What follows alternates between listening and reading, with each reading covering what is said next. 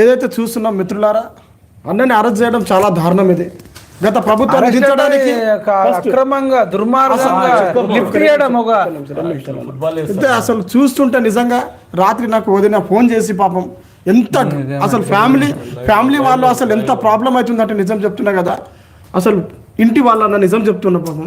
ఆయన ఎక్కడ అసలు అది కిడ్నాపా లేకపోతే అరెస్టా? ఇంత దారుణం అన్న. ఆయన టెర్రరిస్ట్ కాదు, ఒక దొంగ చేయలే, ఏమో రెప్ కేసు చేయలే, ఇంత దారుణం ఎందుకు? ఈ ప్రభుత్వం అసలు రావడానికి నిజం చెప్తున్నా, ఈ లైవ్ సాక్షిగా డైరెక్ట్ ఈ పిఎంఆర్ టీవీ సాక్షిగా చెప్తున్నా, ఒకవేళ రేవంత్ రెడ్డి గెలిస్తే దమ్ముందా ఆయనకు? గెలవకుండా గెలుస్తున్నాను ఆయన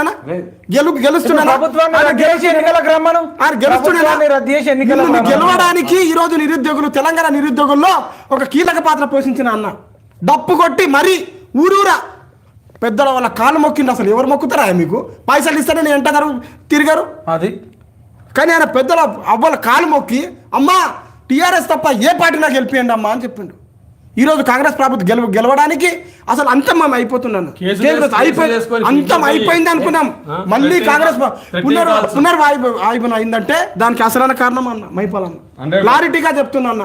ఇది ప్రతి ఒక్కరు ఈరోజు ఒక వీడియో అన్నగారు చూపిస్తే పాపం పెద్దవ్వ 70 సంవత్సరాలు ఉంటుంది, అట్లాంటి అవ్వకు రోషం వస్తుంది. మరి నిరుద్యోగనారా మీరేం చేస్తున్నారు? ఎక్కడున్నారు మీరు? అని అరెస్ట్ చేపిస్తే కనీసం ఒక నోట లేదు, మాట లేదు. మనకి ఏముంది ఈరోజు? డిజిటల్ మీడియా, ఫేస్బుక్ ఉంది, వాట్సాప్ ఉంది, ట్విట్టర్ ఉంది, దాని ద్వారా ప్రశ్నించవచ్చు కదా. మీకోసం తనకేమొచ్చిందబ్బా? అంటే ఏ రాజకీయ నాయకుడైనా ఏదైనా సీటేసి గుంపుల గోవిందమని తీసుకెళ్తాడు. అయినా ఇప్పుడు ప్రజల వైపు ఉన్నాడు, ప్రతిపక్షం వైపే ఉన్నాడు. ఆయన పాలకుల వైపు 2 నిమిషాలు మైపాల్ యాదవ్ అమ్ముడు పోవాలంటే 2 నిమిషాలు సెట్ అయిపోతాడు. ఆయన నిరుద్యోగుల కోసం పోరాడుతున్నాడంటే అసలైన కారణం ఏంది?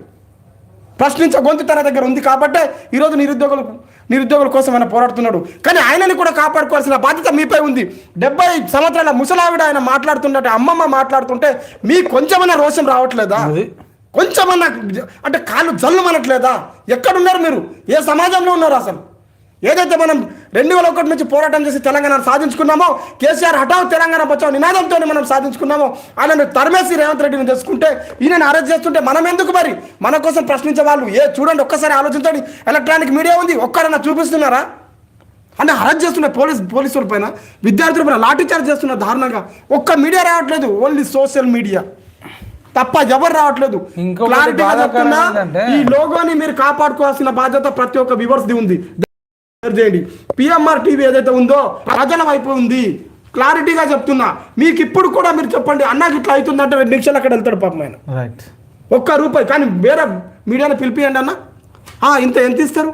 డైరెక్ట్ కాల్ మాట్లాడుతారు అంతే. ఈయనకేమొచ్చింది? నిన్న లైవ్ లో మాట్లాడుతుండే ఆయన అని పోలీసులు ఈరోజు మీడియాకు మాట్లాడితే ఏ ఎలక్ట్రానిక్ మీడియా ఇవ్వలే. ఎంత దారుణమన్నా, సిగ్గు అనిపిస్తుంది. ఒకప్పుడు ఒక ఎలక్ట్రానిక్ మీడియా అంటే సమస్య ఉన్నప్పుడు దాని గురించి అక్కడ వెళ్తుండ. కానీ ఈరోజు ఎలక్ట్రానిక్ మీడియా అంటే ఏమైపోయింది? రాజకీయ నాయకుడు వెంట పెడుతున్నారన్న. రాజకీయ నాయకుడు ఎంత దారుణం. పైసలు ఇస్తారు కదా వాళ్ళు, వాళ్ళ న్యూస్, బ్రేకింగ్ న్యూస్, వాళ్ళకి ఏమనేదా కింద జారిపడ్డా, కింద ఏది చేసినా, పని చేసినా, పూజ చేసినా వాళ్ళ న్యూస్లు వేస్తున్నారు. పనికిరాని చెత్త న్యూస్లు వేస్తున్నారు అన్న. మరి విద్యార్థుల కోసం ఎందుకు ఇంత దారుణం? అదే నేను అంటే చెత్త న్యూస్ అంటే గుర్తొచ్చింది నాకు ముందు మైకు. ఒక రాజు తరుణ్ అట న్యూస్ వైరల్ అవుతుంది ఛానల్లో, ఎన్టీవీలో. శాంతి అనే ఒక డిప్యూటీ కమిషనర్ ఆ డిప్యూటీ కమిషనర్ది అలా ఫ్యామిలీ విషయము, వాళ్ళు ఉంచుకోర్రు, వీళ్ళు ఉంచుకోర్రు, వాళ్ళకు కొట్టిర్రు, వీళ్ళకి కొట్టిర్రు. ఎందుకు అది? అసలు రాజుతారుంది అంటే ఎక్స్ట్రా మ్యారిటల్ అఫైర్స్ ఉన్నాయి. అదేమన్నా కానీ వాళ్ళిద్దరి మధ్యలో దాన్ని ఎక్స్పోజ్ చేస్తూ ఏ పార్టీ అయినా దయచేసి మీరు డబ్బులకు లొంగకండి.